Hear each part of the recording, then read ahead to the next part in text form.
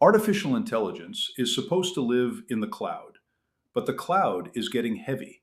It needs power, cooling, land, water, and an ever larger share of the modern world's patience.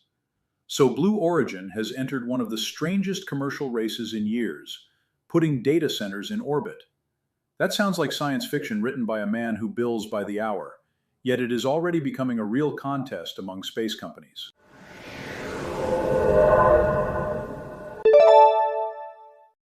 Hello, my name is Gene Botkin. I study space and its growing importance in our daily lives. And I'm building a society for people who want to participate in the new space age. Our topic today is Blue Origin joining the orbital data center race. Let's begin.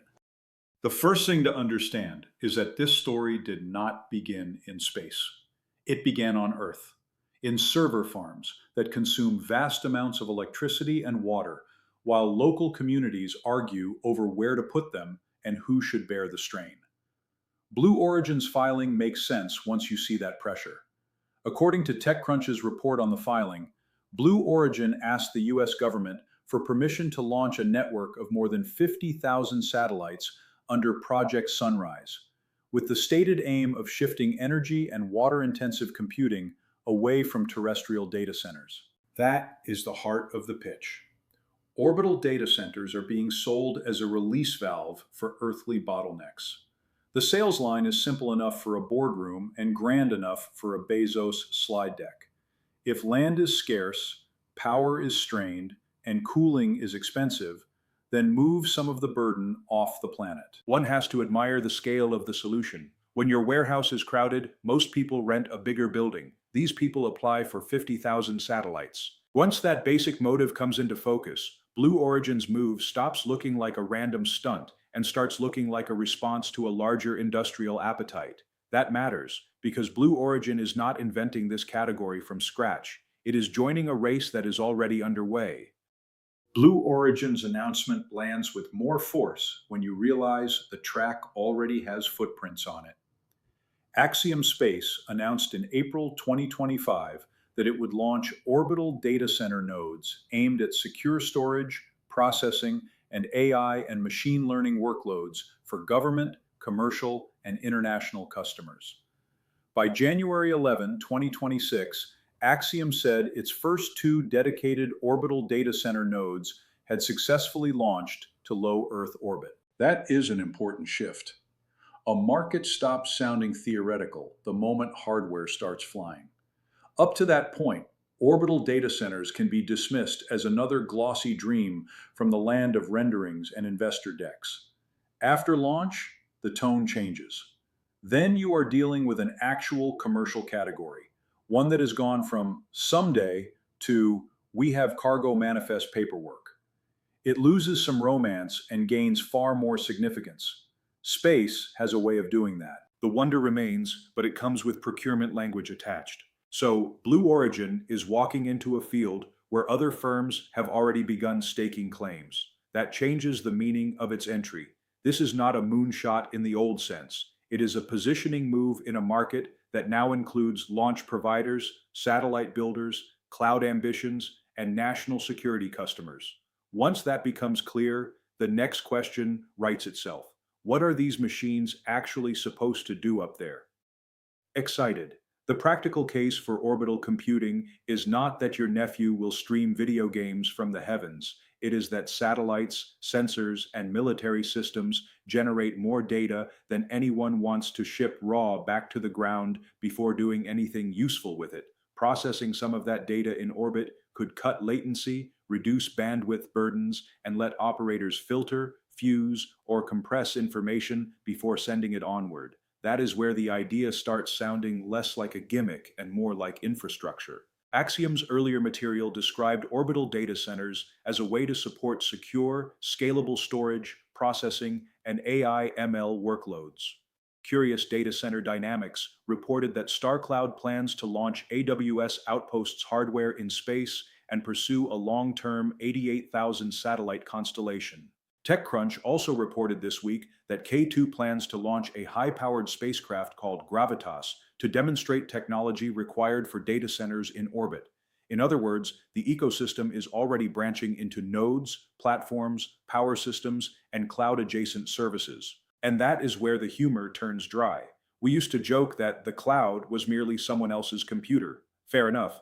The joke now requires altitude. Soon the cloud may be someone else's computer above the Pacific, relaying processed data to governments, companies, and maybe a few nervous astronomers. Once the uses become concrete, scale becomes the next issue. In this business, scale arrives like a brass band in a quiet church. Surprised, the numbers involved in this race are what turn curiosity into alarm.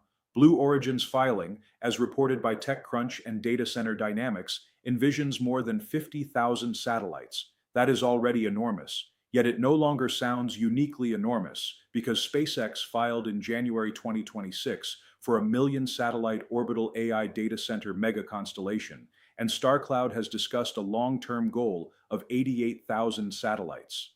In modern aerospace, moderation now means proposing only tens of thousands of spacecraft. Data Center Dynamics reported that StarCloud had launched a test satellite carrying AWS Outposts hardware in support of its broader ambition, while Space.com reported that astronomers are already raising concerns about what a million satellite compute network could do to the night sky. Size. The sheer scale makes clear that this is no side project tucked into a corporate lab. This is an industrial bid to move part of the computing economy into orbit.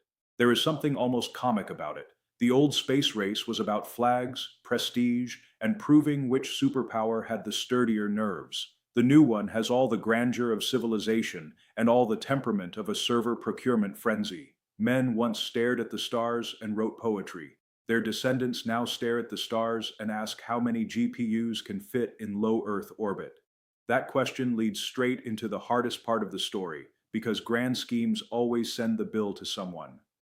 Pause. The argument in favor of orbital data centers is not frivolous. Terrestrial data center growth does put pressure on land, power grids, and water resources, and companies are plainly trying to route around those limits. Blue Origin's filing says as much. Axiom has also framed its orbital data center work as a way to support scalable computing with minimal terrestrial footprint. Thoughtful. There is a real industrial problem here, and these companies are offering a real, if audacious, answer. Yet solving one strain can create another. Space.com reported on March 13, 2026, that astronomers warn SpaceX's proposed million satellite AI constellation could severely impair observations, with many bright moving objects visible in the sky at once. Concerned, Data Center Dynamics noted in January that SpaceX's proposal would represent a dramatic increase over the roughly 14,000 active satellites then in orbit. Put plainly, orbital computing may reduce pressure on some earthly systems while increasing congestion, brightness, collision risk, and political tension in space. That is the real shape of the issue. Blue Origin is entering this race because AI demand is growing, space hardware is maturing, and the commercial incentive has become too large to ignore. The technology carries wonder. It also carries consequences. Space has always promised majesty. It now promises utility, scale, and paperwork thick enough to stun an ox. Pause. Blue Origin joining the orbital data center race tells us that the meaning of space is changing. For decades, orbital systems were tools that supported life on Earth from a distance. Communications, navigation, imaging, weather, useful, important, slightly invisible. Orbital computing points towards something larger. It treats space as industrial territory where the machinery of daily life might increasingly reside. Surprised. That shift matters because it drags space out of the realm of spectacle and into the realm of ordinary dependence. Once industries begin moving compute, storage, and AI processing off-world, space stops being a niche concern for astronauts, engineers, and unusually intense men on YouTube. It becomes part of the hidden machinery of modern civilization. The old question was how to get to orbit. The new question is what parts of the economy follow us there. Blue Origin has answered with a very large filing and a very expensive ambition. The rest of us will be living with the answer. Pause. If you found this useful, like the video, comment below, and subscribe to the channel. Sarcastic. The new space age is arriving with all the grace of a forklift in a cathedral, and someone has to explain what these people are building above our heads. Exhales. This has been Gene Botkin with Eleonarda. End transmission.